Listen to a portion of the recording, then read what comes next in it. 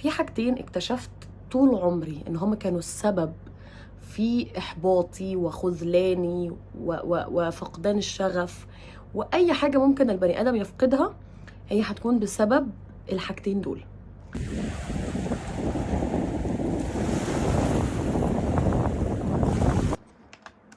اوكي I guess انه this is perfect. زيكم النهارده معانا الكوبايه دي من الفيوم. اوكي بحب كده كل مره افرجكم على حاجه جديده عليها سمكه، ودي هتكون صديقتنا النهارده في المحادثه من اوضتي. قريب قوي كنت عامله اول فيديو ليا على يوتيوب، وده تاني فيديو، بس بصراحه المره دي حاسه ان انا محضره نفسي شويه، يعني لبست حاجه جديده، حطيت ميك اب، وده طبعا كان معاكس تماما للي حصل الفيديو اللي فات. الفيديو ده بحاول على قد ما اقدر ان انا اتكلم عن حاجه جات لي كده، زي ظهرت كده فجاه. للاسف كان عندي حصل لي موقف وحش قوي، ومش هحكي الموقف بس عايزه من خلاله اعمل الفيديو ده. في حاجتين اكتشفت طول عمري ان هما كانوا السبب في احباطي وخذلاني وفقدان الشغف، واي حاجه ممكن البني ادم يفقدها هي هتكون بسبب الحاجتين دول. واليومين اللي فاتوا دول لما حصل الموقف ده وقلب عليا حرفيا المواجع، وقعدت يوم كامل مش عارفه ليه بيحصل لي ده تاني، او ليه حاجه زي كده انا فاكره ان هي خلاص خلصت، او فاكره ان انا بقيت واعيه فيها، تحصل بنفس الحذافير كأني برجع مليون خطوة لورا.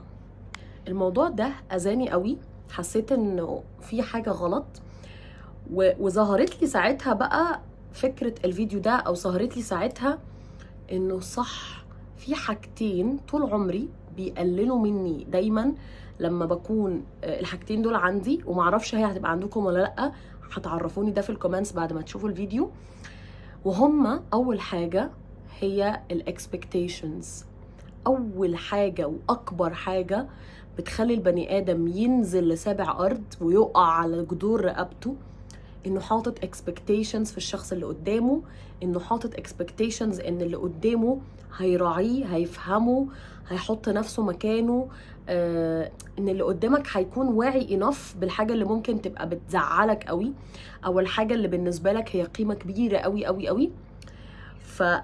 كانت من اكتر الحاجات اللي بتعطلني في حياتي هو ان انا يبقى عندي expectations. اي حاجه كانت بتحصل لي فيها دروب كانت دايما بسبب my expectations. انا حاطه expectations معينه على بقى موقف، على حد يداويني بشكل معين، على مثلا فرصه حاجه معينه. دايما بلاقي انه انا بقع، او اللقطه بتيجي محبطه قوي. لما بقعد اريفيو اللقطه دي بكتشف انه اللقطه دي بسبب ان انا كان عندي expectations كبيرة قوي. حاجة كمان، وهي الحاجة التانية بالنسبة لي تعتبر برضو من الحاجات المدمرة قوي لتصالحي مع نفسي ولأي سلام نفسي انا حابة ان انا اوصله، وهو المقارنة. فكرة ان انا اقارن نفسي في لقطة من اللقطات بأي شخص تاني، او ان انا حاجة ناقصة عندي ومش عارفة هي ناقصة عندي ليه، فابدأ اقارن نفسي بلا وعي بشخص تاني عنده الحاجة دي، وما ببصش لأي حاجة تانية. ما ببصش ان الشخص ده عنده دي بس في حاجة ناقصة برضو. فالمقارنة دي كانت دايما بتوديني في حتة ضلمة قوي، كانت دايما بتحسسني انه على طول بحس انه عارفين شبه، معلش يعني حاولوا تفهموني اكتر، بس كانه بالظبط شبه كاميرا السينما. ان الكاميرا بتاعت السينما انا مركزاها قوي على شخص، وعماله اعمل زوم ان زوم ان زوم ان زوم ان، وبعدين فجاه الزوم ان ده يقوم متشفت ليا، فاقوم مقارنه الزوم ان اللي انا زومته عليا، فالصوره تبقى ضيقه موت ضيقه موت. انا ما ببقاش عارفه اطلع في اللقطه دي من الزوم اوت ده واعمل زوم اوت. فلقيت نفسي دايما لما بتحط في اي موقف احباط، او اي موقف خذلان، او اي موقف في الحياه بيضايقني وبيتعارض قوي مع نفسي، مع قيمتي، بلاقي دايما بيبقى حاجه من الاتنين دول. يا اما انا I was expecting much من الحاجه، من الشخص، من الموقف، من التعامل، من التفكير، من الاعتراف، من ايا كان، او انا حطيت مقارنه وقارنت نفسي بحد، او قارنت نفسي او قارنت شخص بشخص، او قارنت موقف بموقف، او قارنت ردة فعل حد بردة فعل حد تاني، دايما هتلاقيني بأحبط قوي في اللقطة دي. حاجة بقى تانية خدت بالي منها برضو من خلال برضو الفترة اللي فاتت. عشان ايه؟ ليه بقى دايما بقول الفترة اللي فاتت؟ عشان انا في العادي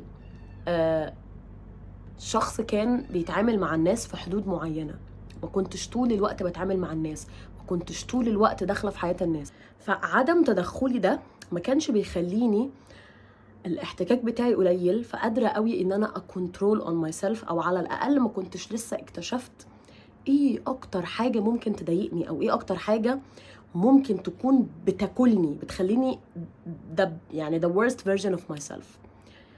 اكتشفت انه اكتر حاجة بتخليني اتعصب او افقد سيطرتي هو ان حد من الحدات يكون في موقف ما تعدى على قيمتي كبني ادم.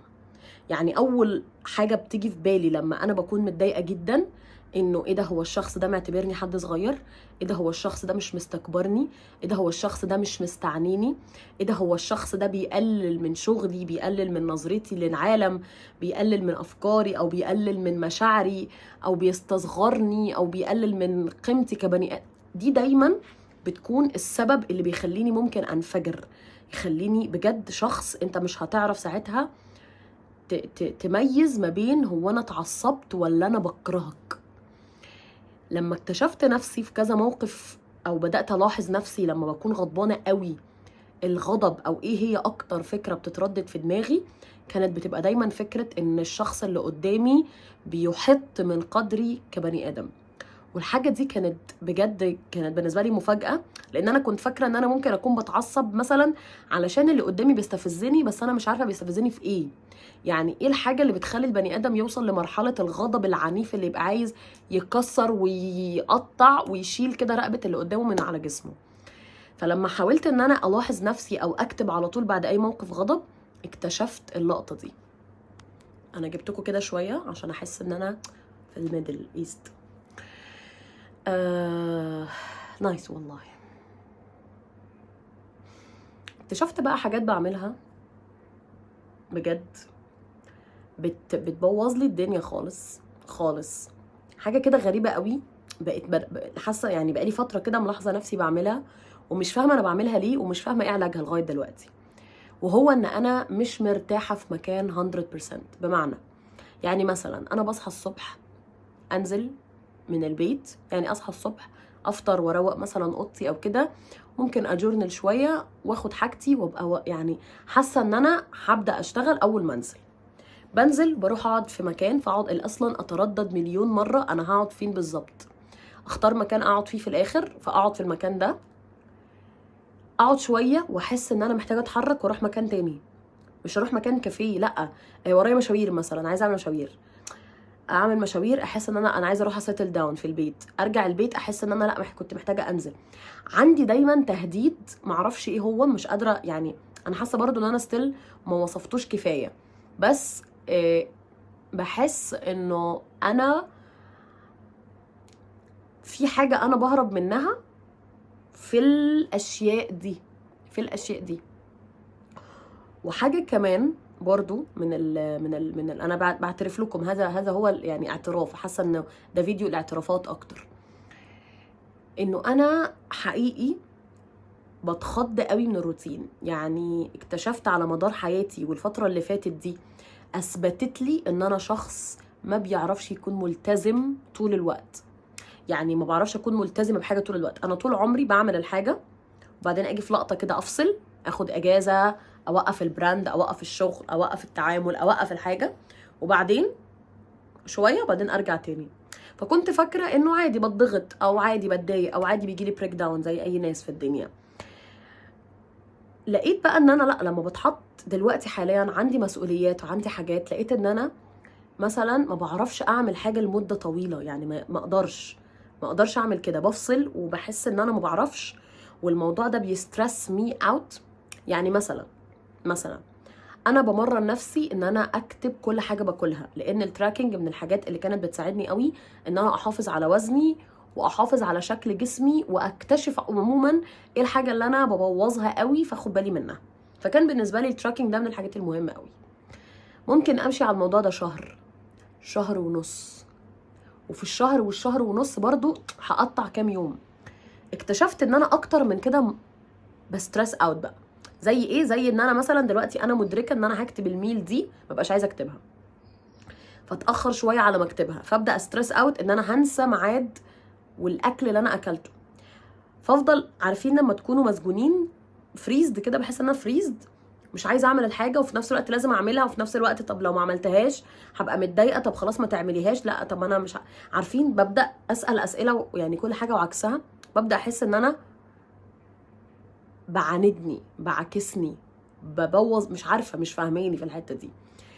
فاكتشفت ان انا بجد ما بعرفش ابقى ملتزمه. مثلا انا عندي في البيت قطط، ودلوقتي بقى عندي 4. انا مثلا ما بحملش هم اكلهم، علشان مامتي هي اللي بتعمل الغدا في البيت، وهي اللي بتعمل الاكل، فهي اللي بتاكلهم. انا بهتم بالرمله بتاعتهم، بهتم بان انا بحب العبهم قوي، انا بحب اكون سوشيال معاهم. يعني انا مش بتعامل معاهم ان انا بخدمهم، انا بتعامل ان هم ولادي وانا بلعب معاهم وبهزر. وطبعا انا بسافر كتير جدا، فاكتشولي مامتي برضو شايله معايا المسؤوليه بشكل كبير قوي، كتر خيرها. فبرضو بكتشف من غير طبعا ما ابين ده لحد، يعني ان انا مش بعرف اشيل مسؤوليتهم 100%. بمعنى ايه؟ بمعنى ان انا ممكن اشيل مسؤوليتهم، يعني ممكن ابقى كوميتد اسبوعين شهر، ما اقدرش ابقى كوميتد اكتر من كده. واكتشفت ده ان انا لما بكون مثلا عندي الكورس مثلا هيقعد 3-4 شهور، دايما بلجأ للاونلاين، الحاجه مسجله، علشان انا مش هقدر احضر حاجه اونلاين او اروح مكان لمده 2 3 4، مش هقدر اعمل كده. فالموضوع ده بدأ يرفلكت عليا ويخضني. اوكي يا مريم، هو انت ازاي ممكن تكوني كوميتد في يوم من الايام لبزنس بتاعك؟ وازاي ممكن تكوني كوميتد في يوم من الايام في بيت وزوج واسره واولاد، وحاجه ما بتخلصش بجد؟ دي حاجه ما بتخلصش بجد، يعني حاجه ملهاش اجازه، كمان ملهاش اجازه. فالموضوع ده بدأ يقلقني ليتلي. لما في حاجه بتكون بتقلقني قوي واحس ان انا اوكي، بدأت بقى افكاري سلبيه قوي في اللقطه دي، بدأت طبعا ليتلي ان انا اكتب شويه عن الموضوع واشوف هو بيوصلني لغايه فين. لقيت انه لا يا مريم، انت اوريدي كوميتد لشغلك. يعني مثلا انت في ميكا توكس والتوكس اللي بتعمليها والرحلات اللي بتعمليها، انت كوميتد ليها بقالك الحمد لله 2 بشكل مستمر. بتعملي توكس، بتعملي افكار، بتعملي كونتنت، بتسفري الناس، بتتابعيهم، بتكلميهم، بتشوفيهم، بتعملي افكار جديده، فستيل يو ار كوميتد. اوكي، فبدات ارجع. طيب وانت كمان كوميتد لاصحابك، يعني انت عندك اصدقاء وليهم حقوق عليكي وليكي حقوق عليهم، فستيل لا، الناس اللي انتوا انت عارفه تكوني كوميتد لناس كتير منهم، بتتكلمي معاهم وبتسالي عليهم، بيسالوا عليكي. جايز ما كنتش بشوفهم بالكثره، بس ده طبيعي عشان احنا كلنا بنشتغل وكلنا اعمارنا مش صغيره، فمحدش فينا المفروض يبقى فاضي 24 ساعه. كلنا ناس عندها مسؤوليات، وكلنا ناس عموما واعيه يعني، فاكيد عندنا حياتنا. فلقيت انه اوكي، بس انا كوميتد هنا، فالحمد لله برضو الموضوع مش بايظ قوي يعني. فرجعت تاني اشوف طيب ايه بقى اللي بيخليني كوميتد قوي هنا، وايه اللي بيخليني مش كوميتد خالص هنا. اكتشاف مبدئي يعني، ان انا بكون مش كوميتد لما بيكون في حد على راسي، لما بيكون في حد مراقبني. يعني مثلا انا مثلا بروح الجيم، ففي كوتش، فالكوتش ده طول الوقت انا المفروض ابقى موجوده في السيركل دي علشان اثبت له ان انا شخص كوميتد وانا شخص كويس. فانا لازم اكون طول الوقت كوميتد لان في واحد رقيب عليا. في البيت مثلا انا لازم اكون طول الوقت كوميتد عشان مامتي لو انا مش كوميتد بتزعق او بتتضايق او بتعلق او بتكومنت او بتزن، فبيبقى الموضوع بالنسبه لي ستريس ان انا لازم امشي بسيستم معين طول الوقت. ما ينفعش اكون فلكسبل مع حياتي او فلكسبل مع نفسي. فاكتشفت انه الحاجه اللي بتكون عليا فيها رقيب ببقى مش كوميتد فيها، ما بعرفش، بفصل، بحس انه بطل تراقبني، بطل تعرف انا ممكن اعمل ده ازاي النهارده، بطل تبقى باصص عليا.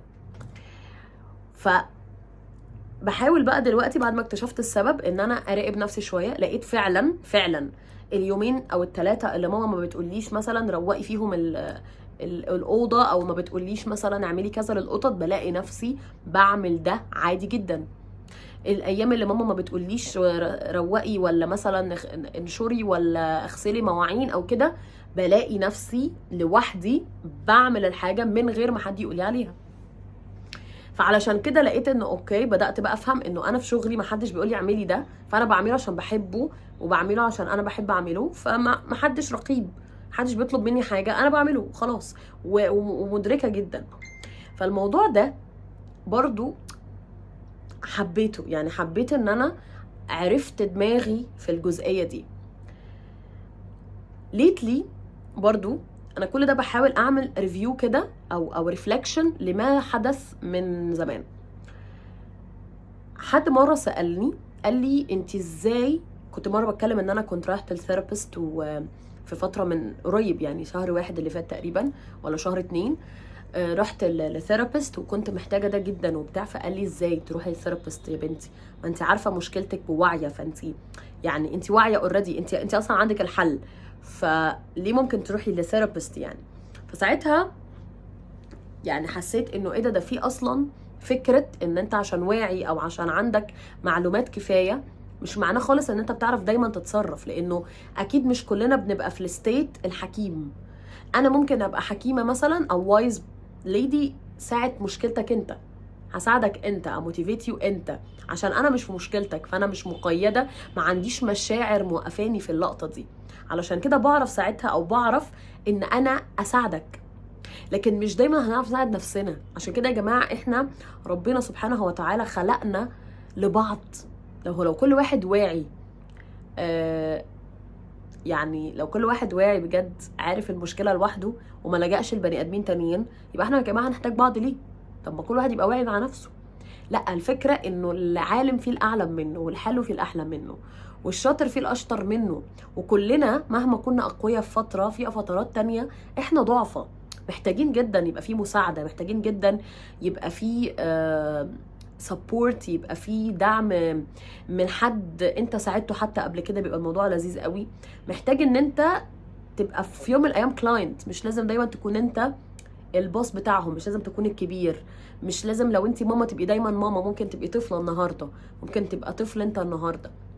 فلقيت برضو ان الموضوع ده ساعات في ناس كتير بتتحط فيه غصب عنها، لان هم شايفين ان الناس اللي حواليهم مش مدينهم المساحه ان هم يبقوا النهارده تعبانين، او يبقوا النهارده او يبقوا النهارده مجردين من المسؤوليه دي. مش لازم ان انا ابقى ماما النهارده طول اليوم، او انا مش لازم اكون مريم الوايز طول الوقت. عادي ممكن النهارده اعيط، او ممكن عادي النهارده اقول انا مش عارفه اعمل ايه، عايزاكم تساعدوني. ده جايز كان طول عمري بيشكل لي مشكله، لانه انا دايما محطوطه في الزون، او محطوطه دايما في البوزيشن ان انا الشخص اللي بيعرف يعمل ده، الشخص اللي بيعرف يشتغل، الشخص اللي بيعرف يتكلم، الشخص اللي بيعرف يحل مشكله، الشخص اللي بيعرف يمشي نفسه حاله وحال الاخرين، الشخص اللي بيعرف من الاخر. فالموضوع ده برضو ما كنتش مركزه فيه خالص، ان انا اتعودت من وانا صغيره ان انا بعرف اعمل كل حاجه، حتى لو انا ما بعرفش اعملها، بس انا خلاص اتعودت انه انا مش هطلب المساعده، وان انا مش هعرف لما اقعد مع حد اتكلم عن ان انا محتاجه مساعده، وخصوصا الناس اللي انا ساعدتهم قبل كده. يعني فاهمين؟ يعني مثلا كأني انا مثلا صاحبتي بتلجأ لي عشان تتكلم معايا وتسالني عن نفسها وتاخد مني نصيحه، فبحس بقى انا ما ينفعش اقعد اعمل معاها كده، لان هي لو كانت تعرف كانت ساعدت نفسها. فتخيلي انا مثلا انا دكتوره وانت مريض، فما ينفعش ان انا في يوم من الايام اروح للمريض بتاعي اقول له عالجني، لانه هو اصلا كان مريض في يوم من الايام، وستيل مريض، وستيل ما كبرش عليا، ما بقاش حتى في مستواي او احسن مني، فما اعرفش اخد منه المشوره. كانت دي مايند سيت عندي غريبه جدا، وطبعا انا عارفه سببها، ومش مش بعاتب نفسي خالص، بالعكس، بس قصدي انه المايند سيت دي حقيقي ودتني في حته خلتني ما بعرفش ابقى كده، فاهمين؟ ببقى طول الوقت واخده شيب، طول الوقت واخده شيب، ما بعرفش ارتاح واسيب نفسي، ما بعرفش اتكلم. اقول لكم على سر غريب شويه، كنت قايله لحد من صحابي بس بجد حابه يعني حاسه انا ممكن اقوله هنا عادي بما ان اليوتيوب بدا يبقى اقرب ليا شويه. كنت مره قايله لصاحبتي ان انا لما بقعد في التوكس واشوف الناس قد ايه بتيجي عندي تعيط وتزعل وتطلع كل اللي جواها وتبقى كانها ما عندهاش حاجه تخسرها، خلاص هي هتقول اللي جواها وتعيط وهتبذل كل ما في وسعها، بقولها ساعات ببقى ببص لهم وبحسدهم. انا نفسي ابقى كده، انا نفسي اقعد في الجروب اعيط واتكلم، نفسي اقعد في جروب اكون 100% انا، نفسي اقعد في جروب ابقى انا البنت الضعيفه اللي اتأذت في حياتها، اللي اتسابت واتخذلت اللي حصل لها مواقف كتير no one knows about، الحاجات الكتير اللي هي شايلها لوحدها وعمرها ما اتكلمت عنها. نفسي من قلبي من قلبي من قلبي نفسي. وساعات بتحط في موقف ممكن يكون دقايق مع ناس ممكن احكي عن نفسي ما بعرفش، او اقول حاجة ما بعرفش. يعني اكتشفت ان انا شخص حساس قوي، ما كنتش اعرف عني ده، ابدا، لان انا طول عمري عامله لنفسي شيلد، عامله لنفسي حجاب كده، هو بالنسبه لي ده الامان، انا ورا الدرع ده محدش شايف الحقيقه، لان الحقيقه اخاف تبوظ، او اخاف ان حد يستضعفني، اخاف حد يستغل حساسيتي، اخاف حد يبعد عشان انا حساسه، وانا معرفش ان انا حساسه. يعني انا مش شخص حساس برضو زي الناس الحساسه او الناس السنسيتيف اللي انا قابلتهم في حياتي، لا انا مش الدرجه دي، والعكس، هم ناس سو بيور بحبهم قوي، ولكن انا مش السنسيتيف ده، انا شخصيتي قويه بس بحس قوي، يعني شخصيه عندي دايما حاجتين مع عكس بعض، فانا شخص قوي قوي، او بعرف قوي ان انا اداري مشاعري، او اعرف كويس قوي ان انا اخد قرار صح بس هو بينزف، لكن انا من جوايا ممكن اعيط على حاجه عبيطه قوي، ممكن انفجر على حاجه عاديه جدا، ما تقولش خالص ان ده شخص ايه ده تماسك في الموقف ده وبيعيط في الموقف ده مثلا. فدي من الحاجات اللي انا اكتشفتها عن نفسي كتير قوي، كانت دايما بتديني اشاره، انتي يا مريم مين فيهم؟ ودايما سؤال بيجيلي لما بكون في موقف واحس شعورين مختلفين مثلا، او في موقف هنا او اتصرف بطريقه وموقف تاني اتصرف بطريقه، فدايما بيظهر قدامي السؤال انتي مين فيهم؟ من لما بدأت في 2021 مرحلة التعافي بقى، او نخليها التصالح او ايا كان، انا مش طول عمري بكرهني خالص على فكرة، انا شخص الحمد لله عندي سلام مع نفسي جدا، بس ما كانش بيترجم بالطريقة اللي انا بتكلم بيها دلوقتي، ولكن ما كنتش جلادة قوي كده زي ما سمعت ان الناس بتعمل في نفسها. كانت السلف توك بتاعتي كان عندي دايما صوت اللي هو ايه، انتي هتوريهم، انتي هتوصلي، انتي هتكوني الشخص اللي هم سيندمون، عارفين اللقطة دي؟ ما كنتش بكلمني وحش، بس انا كنت دايما واخده ليد الباص، يعني اللي انا هتشوفه، فكنت دايما عنيده، كان ده الموتيف بتاعي، كنت دايما دي الحركه بتاعتي. نسيت اصلا كنت رايحه فين، يعني كنت واخداكم كده بالكلام رايحين على فين مش فاكره، بس ممكن نشرب كوبايه قهوه، نشرب شويه لغايه ما نفتكر عادي. كده انا عمري ما حضرت كلامي، والفيديوهات الطويله انا بنسى ساعات انا بقول ايه، فعادي جدا it's fine. كنت بقول لكم استنى، لما بدأت رحلة التصالح بتاعتي في 2021 أول حاجة بدأتها هو إن أنا بدأت أتقبل فكرة إن أنا 2 عادي، يعني أنا شخصين أو 3 أو 4، إن أنا سبحان الله بعرف أتكيف وأتعامل مع أي موقف هتحط فيه، وأعرف كويس قوي إن أنا إزاي أحافظ عليا من غير ما اتصنع، ولكن مش دايما كل اللي حواليا لازم يشوفوا مريم اللي انا بحبها عشان ما يستهولهاش اصلا. فكنت دايما في المرحله دي كان السؤال بتاع انا مين فيهم بيراودني بيجري ورايا. انت مين فيهم؟ انت بتتصرفي بكذا شخصيه، انت ممكن تبقي قاعده مع الناس دي ساكته جدا وهاديه جدا وما بتتكلميش خالص، والناس تاخد عنك انطباع ان انت شخص تنك، او ان انت شخص كئيب مثلا، او ان انت شخص جداني زياده عن اللزوم. وناس تانية انا عندهم انا يعني محمد هنيدي بالنسبه لهم، انا محمد سعد، من كتر الهزار والقفشات بتاعت الافلام وكميه يعني الضحك وكميه القصص اللي بتتحكى.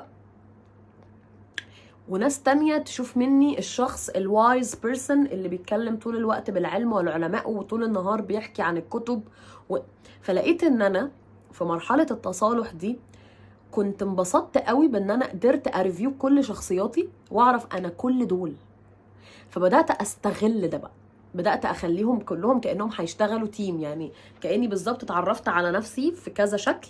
فطب اوكي، ايه رأيك بقى نجيب البنت المثقفة والوايز مع البنت اللي بتضحك ودمها خفيف مع البنت اللي تعرف تبقى جد وسيريس في مواقف، واجمع بقى الشلة دي كلها ونعمل مريم جديدة، نعمل مريم قوية، نعمل مريم بروفيشنال برو ماكس.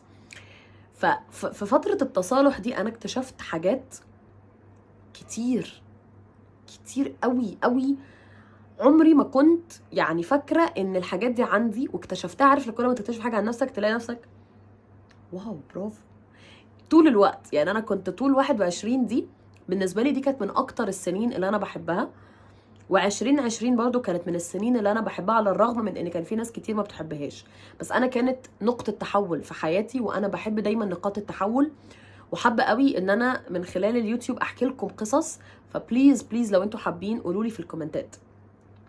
نرجع تاني، فموضوع 2021 كان عندي التزام، ده اللي انا كنت عايزه ارجع له اقوله. عندي التزام غريب. انا بدات من 1 يناير ان انا هعمل تشالنج اسمها ال100 داي تشالنج. فكره ال100 داي تشالنج هو ان انا هصحى بدري كل يوم، انزل الجيم على طول، ارجع افطر، اروق سريري واوضتي كل يوم. انا بعمل ده في العادي بس مش بروقهم، يعني انا اصلا في العادي اوضتي مكركبه عشان هي دوشه مش عشان هي مكركبه، بس انا كنت بقى عايزه كل يوم انا اللي اروق السرير بشكل معين وارتب الدنيا. المهم فكنت بصحى بدري، انزل دايركتلي اخد العجله واتحرك على الجيم، ارجع من الجيم افطر، واروق اوضتي واقعد اسمع بودكاست واكتب. تمام. وكان عندي البراند بتاعتي لسه شغاله زاجل، كنت بقعد اللي ما يعرفنيش طبعا انا كان عندي براند اسمها زاجل، هي دلوقتي واقفه ما اتلغتش ولا حاجه بس هي واقفه شويه، بعمل فيها ريسايكلد جيفتس. تمام، ممكن ابقى تبقوا تتفرجوا عليها على انستجرام. فالمهم كنت برجع من هناك، كان سبحان الله عندي وفره في الاوردرات، ربنا كان رازقني جدا، فكانت عندي اوردرات، فكنت ارجع بقى اعمل كل ده واقعد في البيت اشتغل اشتغل اشتغل اشتغل، واجي بالليل اتفرج على فيلم مثلا او حاجه وانام، واصحى الصبح اعمل نفس الحاجه. مش عارفه اقول لكم، انا هنا اكتشفت ان انا شخص ما بيكرهش الروتين. انا ما بكرهش النظام، بكره الروتين. فهمتوا حاجه؟ يعني بحب ان انا يبقى عندي نظام، يعني مثلا كل يوم بصحى في ميعاد او كل يوم باكل في ميعاد، ده بالنسبه لي انا حاجه مهمه جدا جدا. ودي حاجه صراحه ممتنه جدا لعيلتي ان هم علموها لي، فكره ان انا اصحى في ميعاد معين، احنا عندنا مواعيد في البيت، وفكره ان احنا ناكل في مواعيد محدده، دي بحب الموضوع ده قوي، وصراحه ممتنه ليهم جدا ان ده كان التعليم او ده كان السيستم بتاعنا في البيت. فكنت ساعتها ساعه التشالنج دي كنت بعمل كده، كنت مسستمه نفسي قوي على المواعيد بتاعتي، فلقيت ان انا بحب النظام، بحب قوي ان انا اصحى في ميعاد، اكل في ميعاد، بحب ده جدا. واحب انك تديني في النص مواعيد عشوائيه، ما اعملش كل يوم كل حاجه بسيستم، لا، احب ان انا اعمل كل يوم حاجات اساسيه دي اللي سيستم، وفي النص حتى لو مثلا انا بروح الجيم كل يوم، فمثلا النهارده هروح بالمواصلات، بكره هروح مع صاحبتي، بعده هروح بالعجله، بعده هاجر السكوتر اللي هي الرابid دي واروح بيها كده. انا عندي جيم، اوكي، هغير اللبس بتاع الجيم، هجيب حاجه جديده للجيم، فبتلاقي ان انا ام دوينج جيم، انا بعمل رياضه، بس انا بعملها باشكال كتير عشان انا مش هقدر ان انا كل يوم ابقى بروح بنفس الحاجه، لابسه نفس اللبس، بعمل نفس الحاجه، ده مميت بالنسبه لي. فهنا كانت المفارقه بالنسبه لي ما بين انه انا بحب الروتين ولا بكرهه. طب ازاي بعرف اعمله وفي نفس الوقت ما بحبوش؟ فلقيت ان انا بحب حاجه وحاجه لا، بحب النظام وليس الروتين. فدي كانت اكتشافات بقى كتير قوي في مرحله كبيره قوي من حياتي. كانت 2021 هي اكتر سنه انا ممتنه ليها جدا، عرفتني عن نفسي كتير قوي وتصالحت حقيقي مع نفسي. عشان كده لما قررت ان انا في 2022 لما قررت ان انا ابدا ميكا توكس، كان السلوجن بتاعي ان انا عايزه اصالحك على العالم. لان فكره ان انت تشيك هاندز مع حاجه وتقول لها ان انا فعلا اتصالحت عليكي، كلمه اتصالحت دي كلمه كبيره، معناه ان انا نسيت، معناه ان انا قادر اكمل، معناه ان انا قادر اعمل ميموريز جديده. فكل الحاجات دي ازاي ممكن نعملها مع العالم القاسي ده؟ كانت هي دي دايما الفكره بتاعتي، انه امتى هننسى ونكمل؟ لا الدنيا حلوه قوي، مش شبه ما احنا بنعاملها او بتعاملنا، او مش شبه ما احنا بحس ان احنا واقفين في زاويه مش صح قوي. فكنت دايما حاسه ان انا شايفه زاويه مختلفه وعايزه ابصص الناس كلها على الزاويه دي. فاتمنى اكون من خلال الفيديوز، من خلال التوكس، من خلال الريتريتس، يعني من خلال اي حاجه ربنا بيقدرني ان انا اقدمها، ان انا اصلح لكم الزاويه بتاعتكم، وما تقفوش دايما في الزاويه اللي بتحسسكم او بتوريكم قد ايه العالم سيء. لان العالم فيه سيء، بس خلي بالكم العالم كمان فيه حلو. فليه ما نبقاش واقفين في الحلو ولما يجي لنا السيء نبقى حاسين انه الحلو كتير فهيهون علينا السيء. فدي كانت تقريبا اكتر حاجة فعلا يعني ساعدتني في وعيي وان انا اكبر نفسيا قوي، هو ان انا بطلت او بحاول ابطل المقارنات الكتير مع اي حد مش شبهي ومش هينفع ان انا اقارن نفسي بيه، ورضايا وامتناني لنفسي مهم جدا. وتاني حاجة فكرة انه انا ابطل تماما ان انا احط expectations. وساعات بحط expectations وكل مرة بحط expectations بتلسع عشان افتكر انه مريم انتي ما ينفعش تحط expectations. فبليز اعتبروا هذا الفيديو رسالة ليكم، لو انتم اتخذلتم او انتم حطيتوا نفسكم في مقارنة مع ناس، اعرفوا ان دي من الحاجات اللي بتأذيكم انتم، مش بتأذي حد تاني. ولازم تكون المقارنة ناصفة، عشان ما ينفعش تقارن حاجة الا لو هي نفس الحاجة. بما اننا عمرنا ما هنقارن نفسنا بشخص هو احنا، فبالتالي ما ينفعش نقارن نفسنا ابدا. وفي نفس الوقت كلمة expectations، توقعاتي للشخص، لازم ابقى بتعامل مع الشخص على الاوتبوت اللي هو بيديهولي. ما ينفعش اتوقع دايما ان هو هيعاملني زي ما انا هعامل نفسي في الموقف ده. وكان في كده جملة بحبها قوي ممكن نختم بيها الفيديو، وهو don't expect yourself from others، ما تتوقعش نفسك من الآخرين. وده بيخليني كتير بيهون عليا.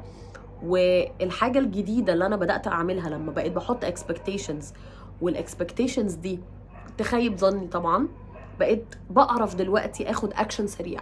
الاول كنت ممكن احبط واخذل وافضل فريزد وافضل مش عارفه اخد اي اكشن ناحيه الشخص اللي عمل لي الاحباط ده، او ما اقدرش يعني عمل حركه ما ينفعش تتعمل، او قال كلمه ما ينفعش تتقال، او تصرف ما ينفعش يتبلع. دلوقتي بقيت بعمل حاجه اكتر عن زمان، هو ان انا بقيت باخد موقف. اقدر دلوقتي ان انا اخد موقف وانهي واحط اكس على الشخص او اكس على الموقف، انه بدأت اقول لا. وده يمكن هحب اتكلم عنه في فيديو تاني، هو ازاي نحط حدود، وازاي الحدود دي ممكن تساعدنا، وازاي الحدود دي بتخدمنا مش بتزعل الناس مننا. لانه برضو حاسه ان في افكار كتير قوي عن الحدود مش صح. فاتمنى ان انا الفيديوز الجايه يعني اتكلم عن الموضوع ده اكتر، بما اننا اتكلمنا عن الحته بتاعت التصالح شويه. وطبعا لو في اي حاجه انتوا حابين نتكلم عنها في الفيديوز دي راندوم جدا. الفيديوز دي انا بعملها من اوضتي، فبتكلم بكل اريحيه وبساطه، مش ببقى عايزه اتكلف، بحكي كل حاجه ممكن تجي في بالي. وحابه فعلا من خلال الفيديوز بتاعت اليوتيوب، بما انها مساحه واسعه ان احنا نقعد نشرب قهوه ونتكلم، انه انا اقدر اتكلم عن حاجات كتير، بس انتوا حاولوا توجهوني، يعني حاولوا تساعدوني. انا سعيده ان انا عامله فيديو نمبر 2 في وقت قليل. اتمنى ان انا افضل كونسيستنت، بس انا بحاول اقلل الضغط على دماغي وما خلينيش حاسه ان انا ورايا فيديو يوتيوب. لا، بحاول الموضوع يبقى بسيط شويه واهدى شويه. فاشوفكم ان شاء الله في الفيديو اللي جاي، واتمناكم ان شاء الله تكونوا مستقرين وامنين الى حين لقاء اخر. يلا، تصبحوا على خير.